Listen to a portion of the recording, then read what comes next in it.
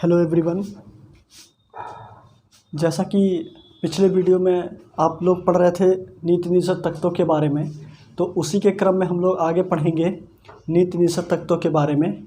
आपको पता है कि नीति निषेध तत्व जो है वो 51 तक हैं, तो अभी हम लोग 39 तक पढ़ चुके हैं और 39A आज हम लोग पढ़ेंगे। तो देखिए इसमें क्या प्रावधान किया गया है, इसको देखते हैं। देखिए अनुच्छेद 39A। अच्छा, ये जो इतना लिखा हुआ है, ये जो कैपिटल ए लिखा हुआ है, इसका मतलब ये होता है कि यह अनुच्छेद किसी अमेंडमेंट या फिर किसी संविधान संशोधन द्वारा जोड़ा गया है। जहाँ पे कैपिटल ए बी सी कुछ ऐसा प्रकार का दिखाई देगा तो अर्थात वो बाद में संविधान में जोड़ा गया है, पहले नहीं था।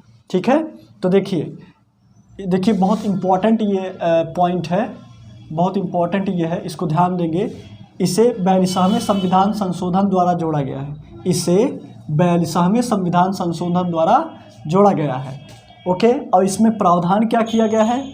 इसके तहत राज्य सामान्य न्याय और निःशुल्क विधिक सहायता के लिए प्रयास करेगा। ठीक है, सामान्य न्याय, राज्य जो है राज्य स्वयं सामान्य न्याय और निःशुल्क विधिक के सहायता के लिए प्रयास करेगा। ठीक है, फिर देखिए अगले अनुच्छेद में, अनुच्छेद 40 क्या कहता है?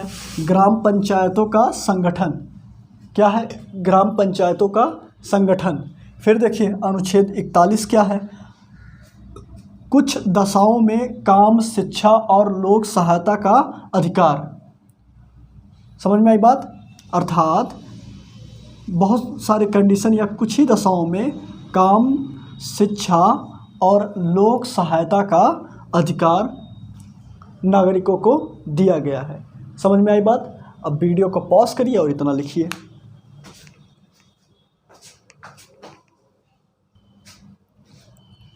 ये हो गया। अब इसके बाद हम लोग आगे देखेंगे। आगे देखिए 41 तक हो गया, अभी देखिए 41 तक हो गया है। आप जानते हैं कि नीति निषेध तत्व जो है 51 तक है, तो एक एक करके उसको पढ़ेंगे। जहाँ इम्पोर्टेंट होगा जो भी उसको हम बताते रहेंगे। ऐसा नहीं है कि इम्पोर्टेंट नहीं है सब, लेकिन जो एकदम मोस्ट इम्पोर्टेंट होगा उसको हम बताते रहेंगे। ठीक है, देखिए अनुच्छेद 42 क्या कहता है? काम की न्याय संगत और मनोवांछित दशाओं का तथा प्रसूति सहायता का उपबंध। ठीक है, अब ये देखिए क्या होता है, अर्थात देखिए जो यहाँ पर लिखा हुआ प्रसूति सहायता का उपबंध, इसका तक क्या तात्पर्य है? इसका तात्पर्य यह है कि जब भी कोई स्त्री प्रसूति अवस्था में होगी या फिर जो है गर्भावस्था में होगी तो उसके लिए अवकाश का उपबंध किया गया है इस अनुच्छेद के माध्यम से। ठीक है, जैसे कहीं भी जो भी गवर्नमेंटेड कोई भी वर्क होगा, वहाँ पे अगर जो कोई लेडी वर्क कर रही है तो उसको जो है अवकाश का उपबंध अर्थात प्रावधान किया गया है इस अनुच्छेद के माध्यम से। ठीक है, फिर देखिए अब इसके बाद अनुच्छेद 43 क्या कहता है? कामगारों के लिए निर्वाचन, मजदूरी एवं कुटीर उद्योग को प्रोत्साहन। अर्थात यहाँ पे मजदूरों को और कुटीर उद्योग को प्रोत्साहन का प्रावधान किया गया है। समझ में आई बात?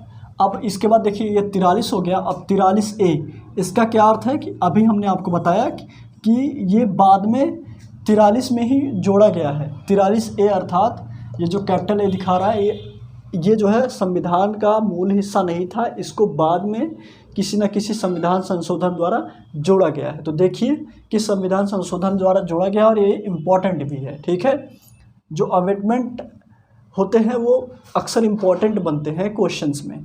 तो देखिए अनुच्छेद 43A, इसे 42वें संविधान संशोधन 1976 द्वारा जोड़ा गया है। इसको क्या किया गया? 1976 द्वारा जोड़ा गया है। फिर इसके अंदर प्रावधान क्या किया गया है उसको देखिए।